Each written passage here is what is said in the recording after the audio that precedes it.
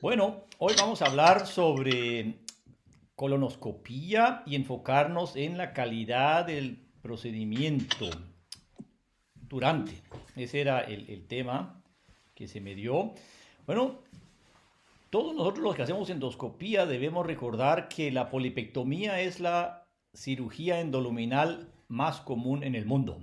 Así de que eso, estamos orgullosos, somos pequeños cirujanos y es algo que tenemos que manejar bien todos nosotros.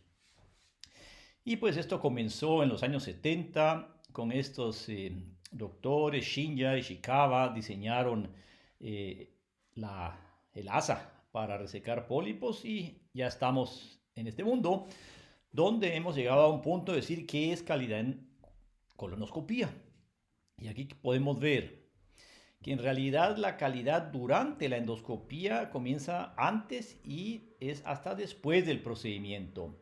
Pero miren qué interesante todos los criterios que son propuestos por una sociedad, por ejemplo la ESGE, pero hay sociedades que tienen más, hay unos que tienen menos, algunos son criterios de gran importancia, otros son de menos importancia, pero aquí les quiero llamar la atención que en realidad para mí es de gran importancia remover los pólipos que se resecaron para mandarlos al patólogo. No es algo tan menor como ponen acá. Y también la experiencia del paciente es algo de importancia durante la colonoscopía. Ahora la intubación secal, como podemos ver acá, que se dice que debe ser arriba de 90%, ¿por qué no se dice que debe ser arriba de 95%? Y se está hablando aquí solo en pacientes que se hace screening o en todo tipo de pacientes. Y así es de que hay varios criterios que son algo aún controversiales, pienso yo, pero van a ver hoy en día que queremos hacer las cosas simples y este es el criterio principal que vamos a enfocarnos y es medible y en realidad científicamente probado. Es la detección de adenomas. Entonces, algo que los endoscopistas tenemos que hacer es la cosa bien. Y recordar que si tenemos prisa, vayamos despacio. Esto se refiere también a cuando estamos haciendo polipectomía o retirando el endoscopio, dar suficiente tiempo para las endoscopías.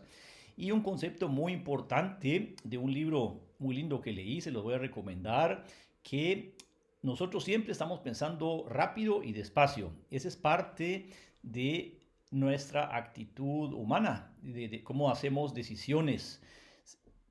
Miramos un pólipo, lo encontramos rápidamente, eso es el reflejo, pero después tenemos que razonar qué es lo mejor para quitar este pólipo, es todo lo que está escrito cierto o dudarlo, y así nos iremos en la plática pensando rápido. Aquí vimos al pólipo rápidamente detectado y si seguimos pensando muy rápido, capaz que decimos lo vamos a quitar con una pinza, pero no está bien, o capaz que alguien está diciendo que se haga resección con asa eh, fría, como están recomendando muchos. No, yo pienso que inyectarlo, verlo bien, elevarlo, va a resultar en una resección completa, que es lo que queremos. Este es un pequeño ejemplo introductorio y por supuesto este pólipo tiene que ser sacado para que se pueda estudiar. Aquí les traigo otras de las guías. Esta inclusive fue escrita por Doug Rex de los Estados Unidos. Y miren aquí todas las recomendaciones que dan. Y esto lo pongo yo para que seamos algo crítico y no lo aceptemos así también a lo rápido. Porque en mi experiencia, yo sé que si estamos educando a un endoscopista, a un endoscopista one on one, que el endoscopista le enseña, yo creo que van a necesitar muchos menos colonoscopías para ser eficiente que si alguien está haciéndolo solo. Eso lo digo por experiencia propia, porque nosotros cuando comenzamos a hacer colonoscopía nos dejaban solos en el hospital de veteranos y ahí estábamos dándole hasta ver cómo lográbamos, mirábamos videos, cursos, pero no siempre teníamos a alguien enseñándonos. Así es de que estos criterios tienen que ser para mí evaluados respecto a cómo fue también el tipo de enseñanza que se tuvo. ¿Verdad?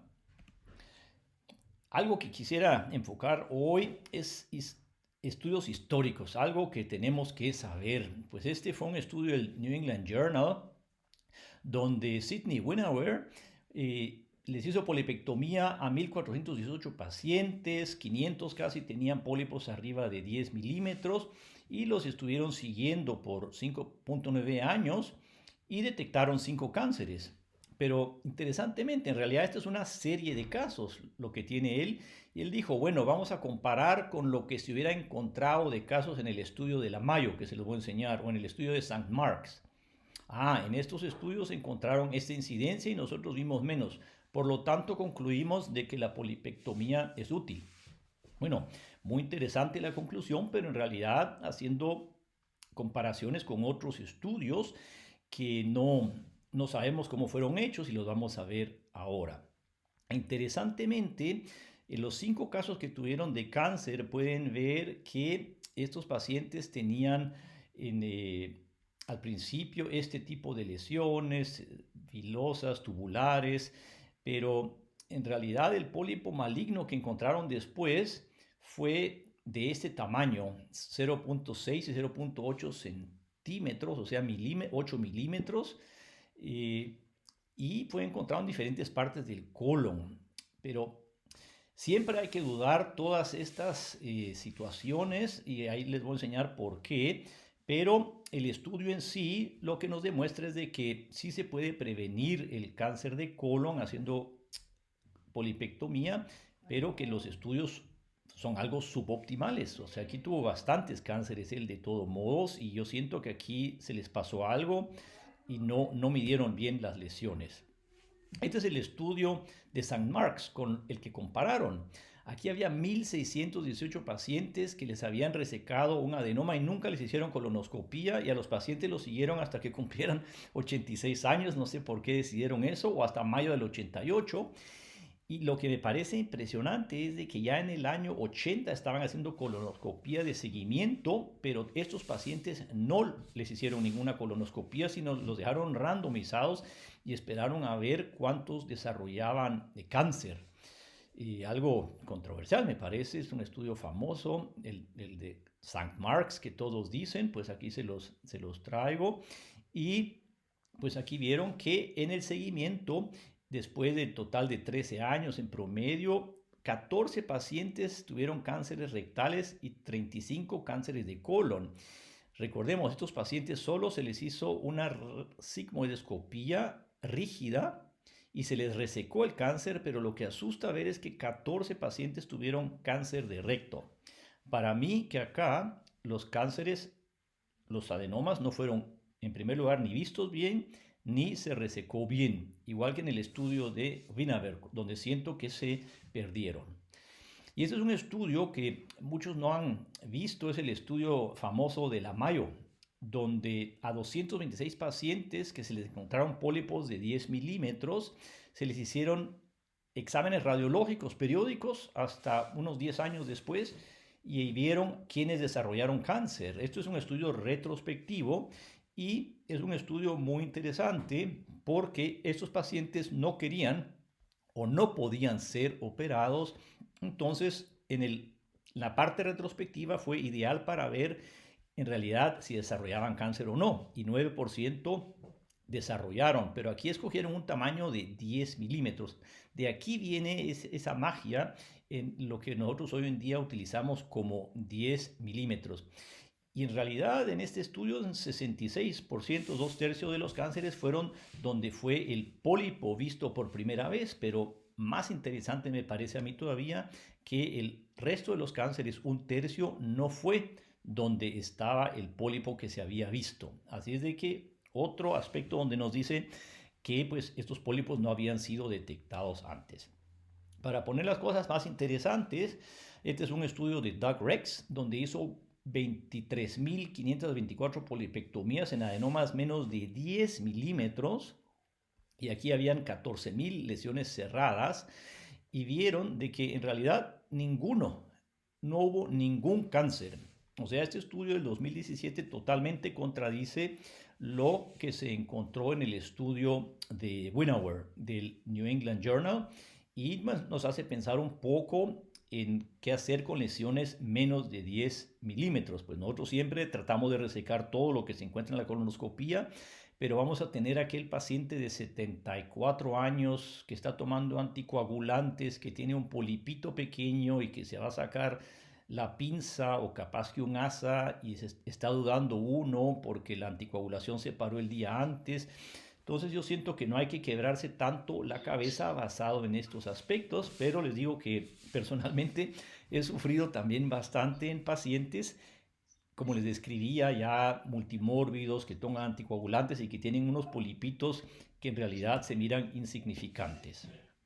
Y para ponerlo candente también, miren aquí, cáncer en lesiones de 10 a 19 milímetros. Este es el estudio de Doug Rex, publicado en Endoscopy hace un año y medio.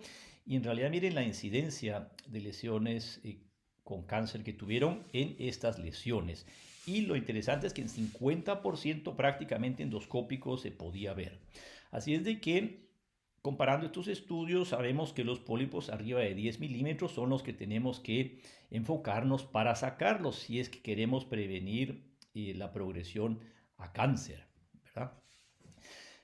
Este estudio lo traigo a colación porque aquí lo que se vio, este es un estudio de Noruega, lo que hicieron es, tuvieron 116 pacientes y los empezaron a seguir después de que le quitaron todos los pólipos, pero todos los que eran de menos de 10 milímetros los dejaron.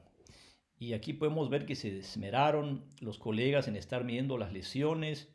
Y qué sorpresa, muchas de estas lesiones que eran de 5 a 9 milímetros inclusive disminuían de tamaño. Así es de que hay algo en la historia natural de los pólipos y la interacción y el ser humano que también no es que todos los pólipos que tenemos van a crecer progresivamente. Este es otro buen argumento para nosotros decir en alguien que tiene múltiples complicaciones, viejito, complicado, bueno, me voy a enfocar en los pólipos más grandes y en los pequeños capaz que no, o si solo tienen unos pequeños, no obligatoriamente resecarlo, porque pueden haber sangrados, complicaciones, y en realidad, ¿cuál es la consecuencia terapéutica? Ahora pasamos al tercero de los 7 puntos de hoy, y aquí está la bandera de Polonia y el mapa de Polonia. Lo enfatizo porque estamos en la era que nos están tratando de decir que con Advanced Imaging, con inteligencia artificial, vamos a ser mejores. Yo sigo pensando que nosotros somos los dermatólogos internos y que son nuestros ojos los que van a ser los que están descubriendo estas lesiones. Y este estudio de Polonia fue hecho con videocolonoscopios.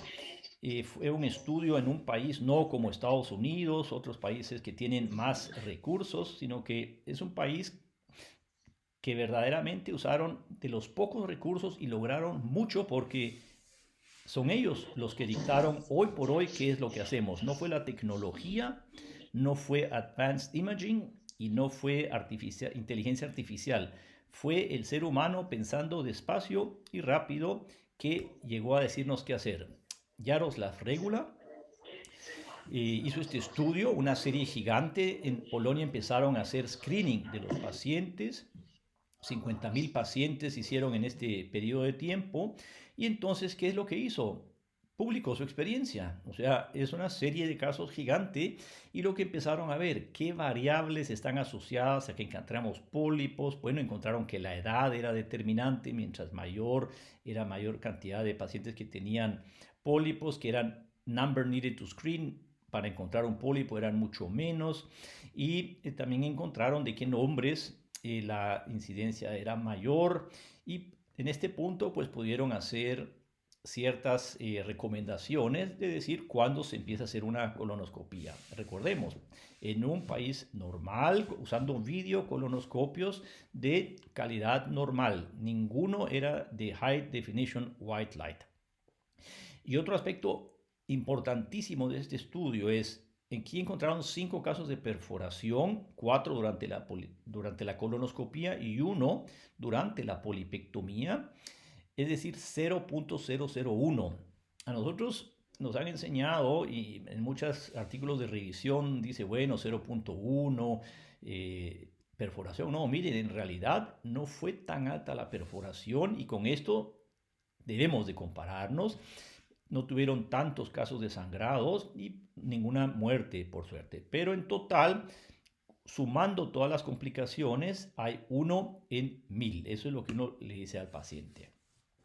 Este es el otro estudio del New England Journal, donde se demostró que si hace una colonoscopia completa, pues hay menos chances de que haya cáncer colorectal. Este estudio no fue tan bueno como el de Polonia, porque en Polonia se enfocaron en colonoscopia. Este estudio es más que todo viendo todos los pacientes o las personas que están siendo seguidas prospectivamente en el estudio de enfermeras que se llama Nurses Health Study y en el estudio de doctores, Follow-up Study. Aquí tienen 170,000 pacientes y estos escogieron 88,000 pacientes que se les había hecho colonoscopía o no y vieron que en los que se les hacía colonoscopía había menos chance de cáncer. Así es de que esto es un estudio donde están, digamos, metiéndose a ver qué pasa si hay colonoscopía, pero no es un estudio gastroenterológico per se. De todos modos, muy bueno.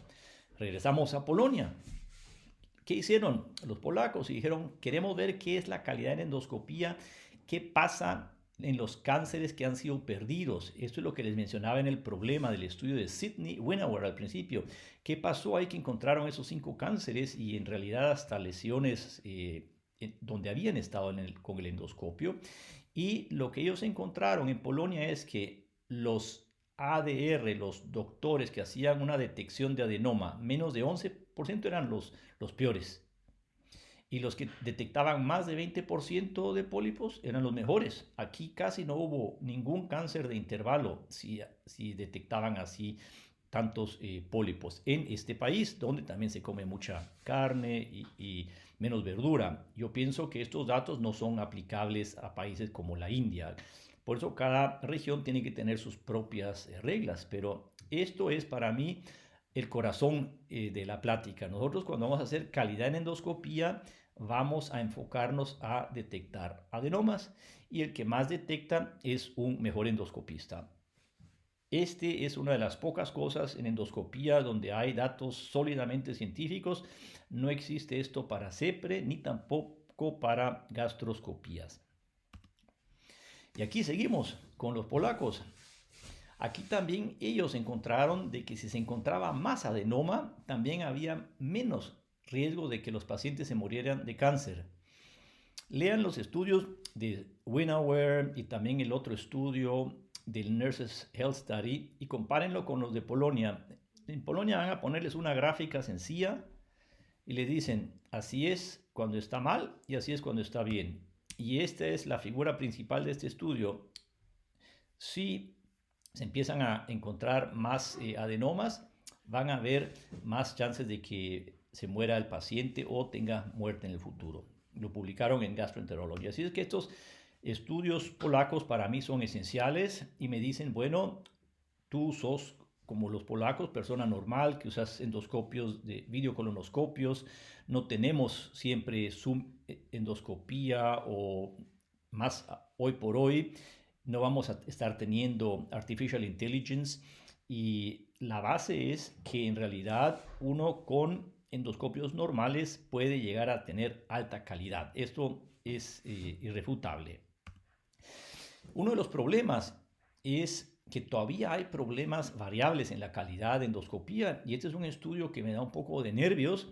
Es el estudio Nordic, pero es hecho por una persona muy inteligente, con concepto, y él dijo, vamos a ver qué pasa si se hace colonoscopía de screening y qué pasa si no se hace colonoscopía de screening. O sea, ellos tienen pacientes donde se les está ofreciendo colonoscopía para hacer seguimiento y hay un grupo de pacientes a los que no se les ofreció nada y están comparando a estos grupos. Casi que uno se pondría a pensar cómo es que se les ocurre hacer esto y el argumento es, bueno, en los países, con excepción de Polonia, donde se está haciendo el estudio, no existen programas nacionales de hacer colonoscopía para screening aún.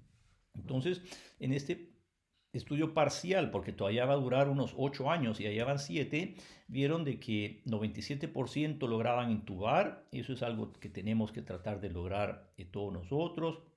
Diagnosticaron 0.5% de cánceres el 30% fueron adenomas y tuvieron 0.01% de perforaciones y algunas semiperforaciones y 0.14% de sangrados. Aquí miramos, hay 2 en 1000 las complicaciones totales que tuvieron ellos a comparación de solo el de Polonia de 1 en 1000. Pero interesantemente, y a esto voy, y este es el tema de mi plática hoy, calidad durante la endoscopía, es, miren cuántos no lograron llegar al 95% de intubación. Fueron 17%.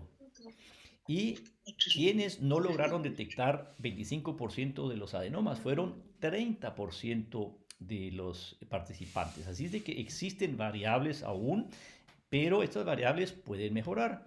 Aquí podemos ver también hay diferencia entre países. Los polacos eran los que más llegaban al ciego y pueden ver aquí en Suecia y en Noruega pues no eran los mejores para llegar al ciego.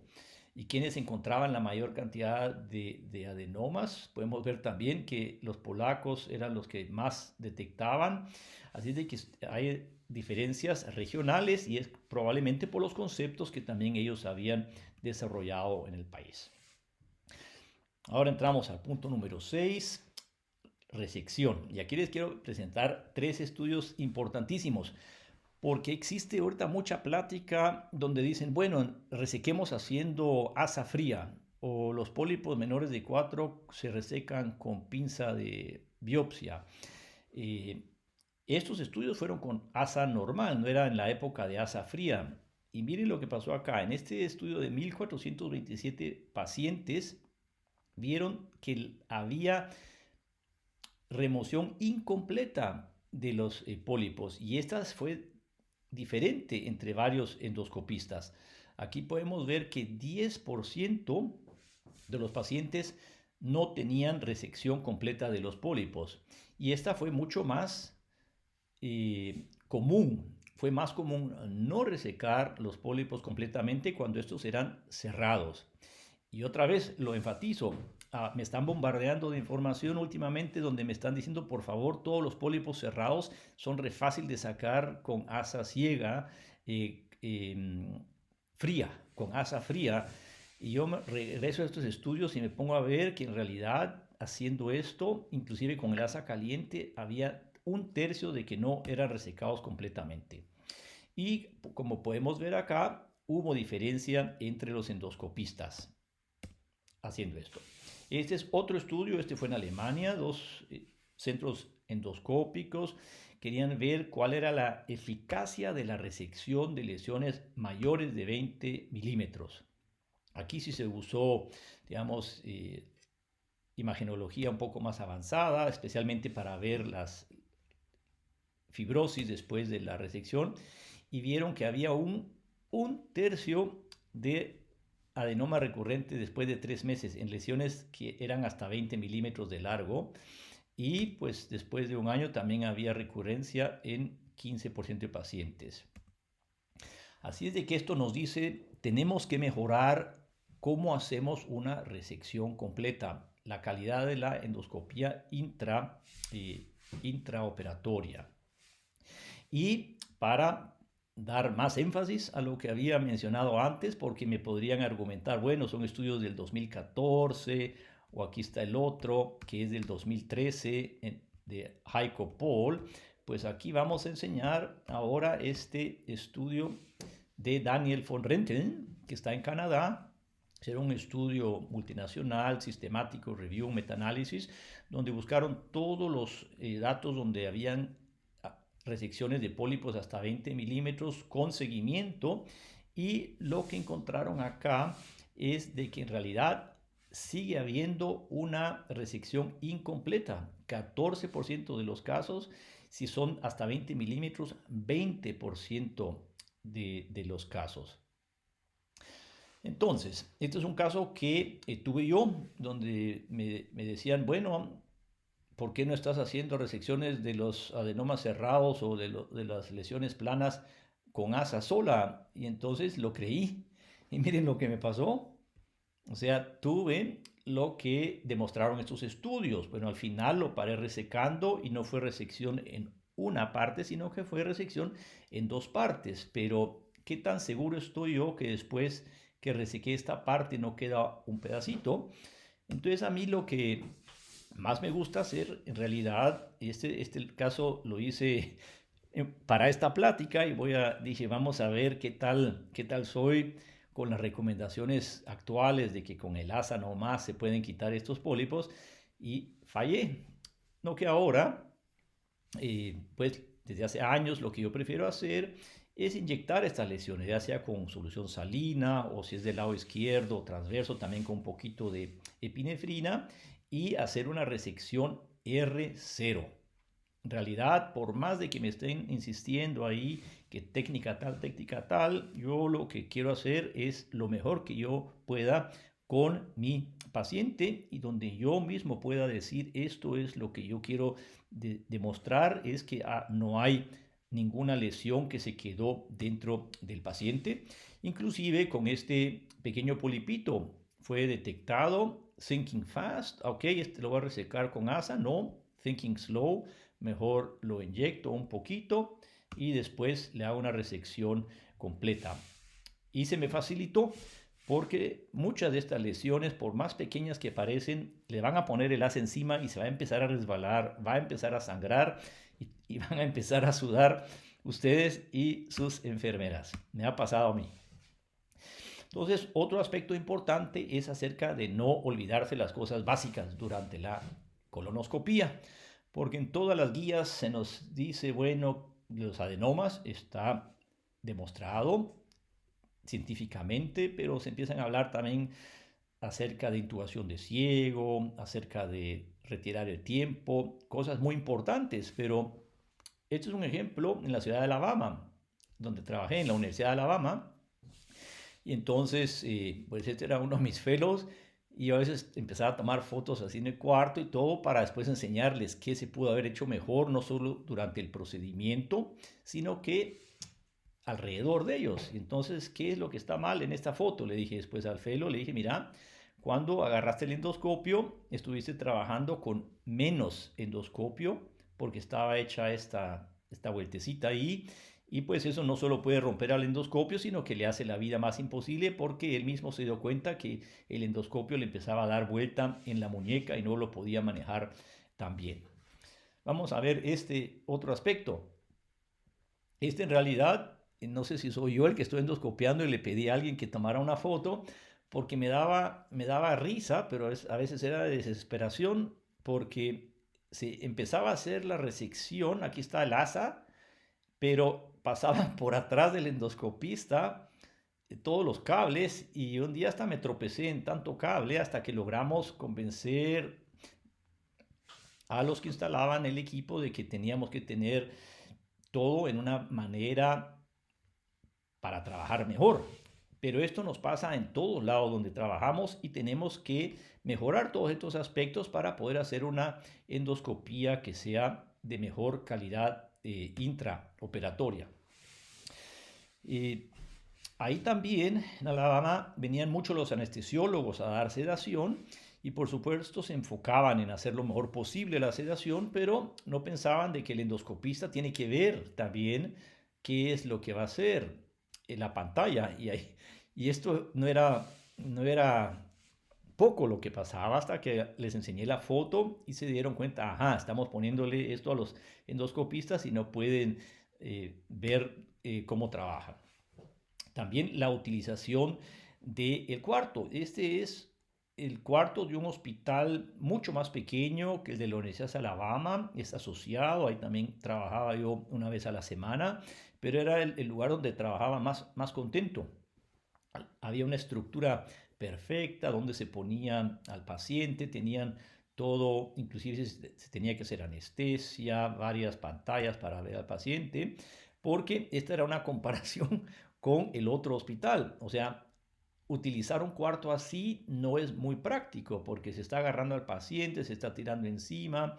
Este cuarto era mucho más grande que el otro, pero la utilización del espacio era mucho menos efectiva que si estábamos en este otro hospital, como pueden ver acá, donde tenían eh, sus equipos ya listos, digamos, iba a ser una endoscopía con polipectomía, ya estaba sobre la mesa todo lo potencialmente que se iba a utilizar y en el mismo cuarto estaba el equipo que era el que se ocupaba más frecuentemente para tenerlo cerca durante el procedimiento.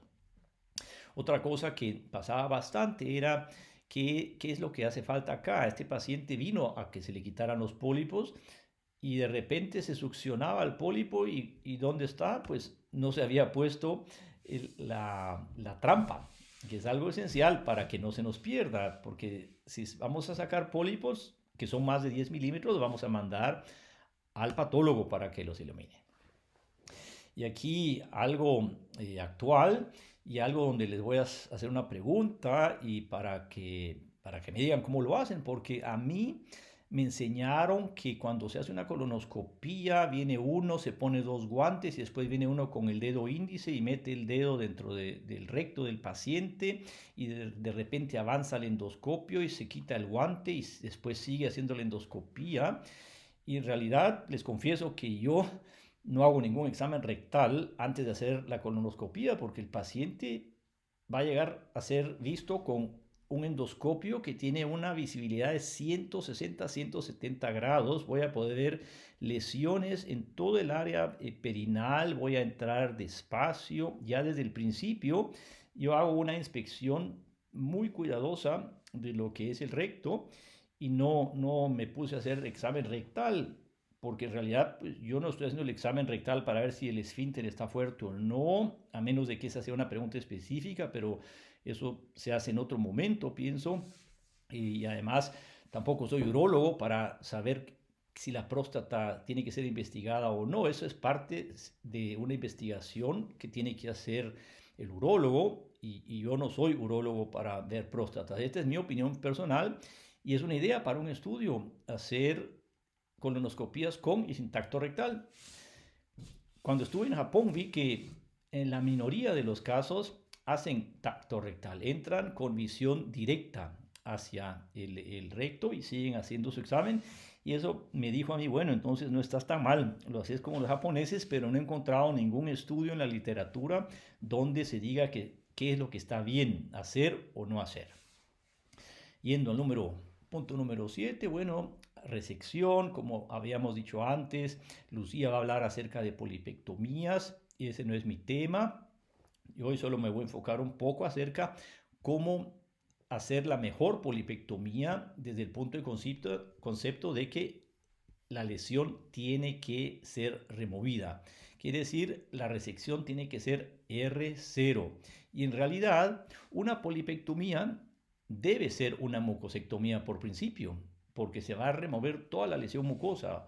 O sea, no existe diferencia entre polipectomía y mucosectomía a menos de que se haga una mucosectomía avanzada usando un cojín submucosa para tener un poquito más tejido. Así es de que lo que tenemos que hacer es una resección total, porque regresamos al mero principio de la plática, donde vimos que el problema que seguimos teniendo hoy en día es que la operación más común del mundo la seguimos haciendo mal, porque no estamos haciendo resecciones completas, porque 3 estudios nos han demostrado que hay todavía pólipos remanentes en pacientes que les ha hecho resección. Así es de que nuestro enfoque debe de ser de resecarlo, ya sea con polipectomía, mucosectomía en piecemeal, como este es de una lesión en el recto sigma retirada con piecemeal o con resección submucosa.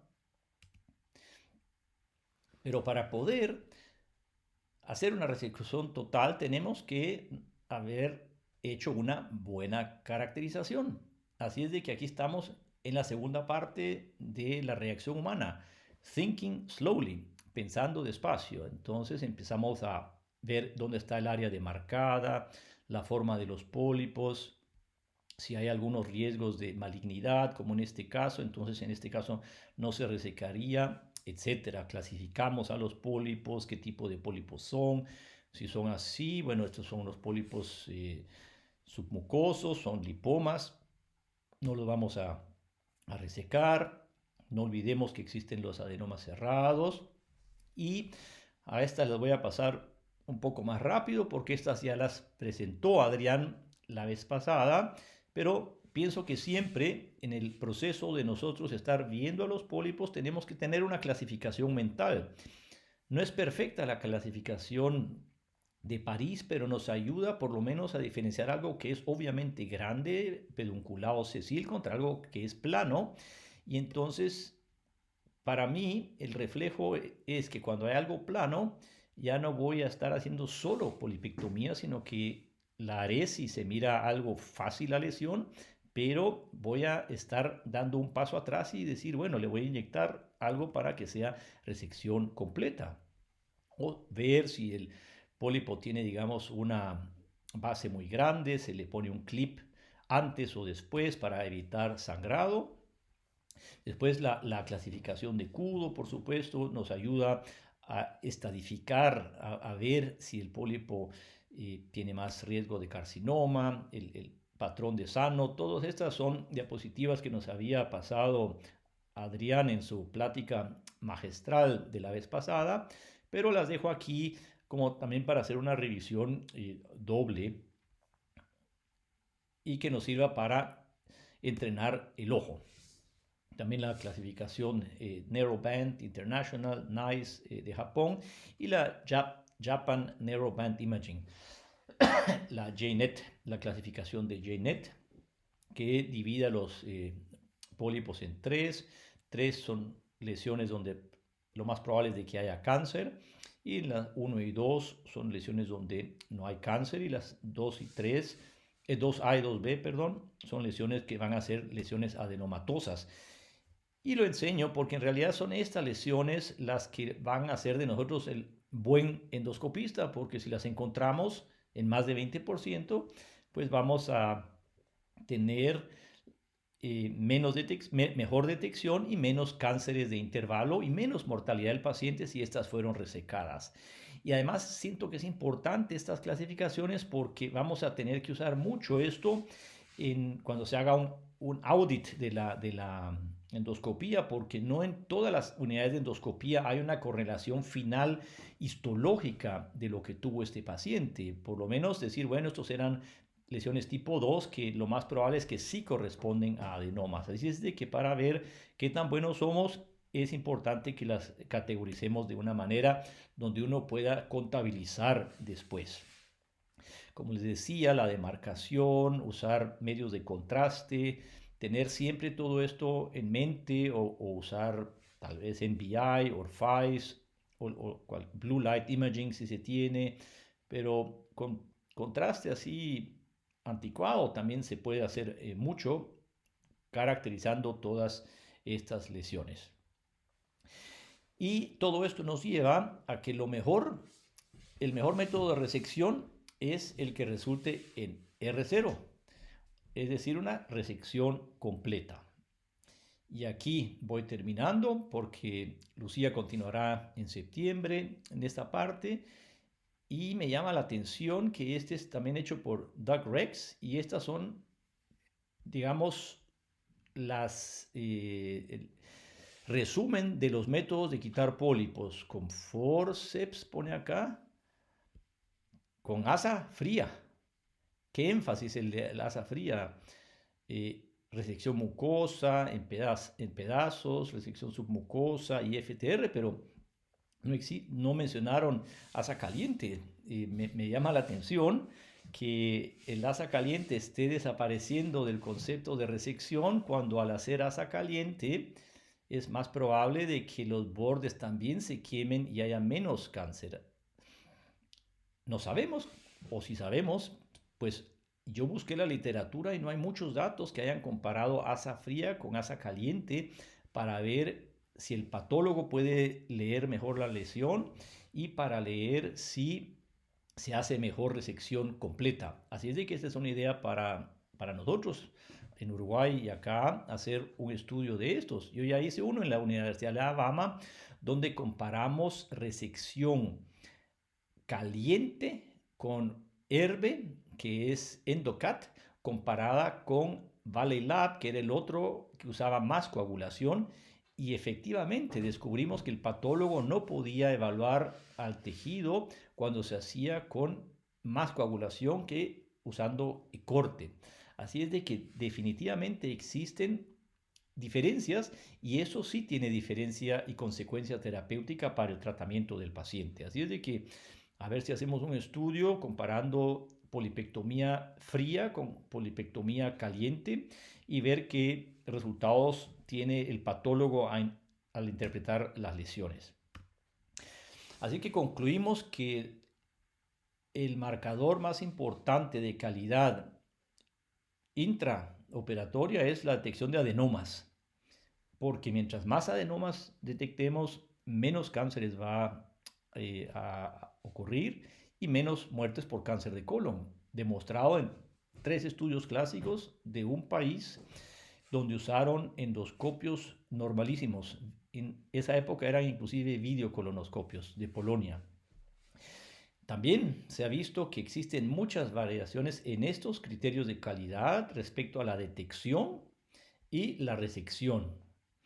Y pues simplemente yo pienso que estas son las áreas donde más nos tenemos que enfocar porque influyen, por supuesto, en la muerte del paciente o en la presencia de cáncer, pero que también existen otros parámetros, son periendoscópicos, que siempre tenemos que mejorar para que haya menos complicaciones, por supuesto. Y la buena noticia es de que los que se mejoran se vuelven mejores. Y eso lo lograron demostrar los colegas en Polonia, que si había un estudio y se les demostraba a los endoscopistas que tenían que mejorar su detección de adenomas, si llegaban a ser detectores altos, había menos cáncer de intervalo y menos muertes por cáncer de colon. Gracias.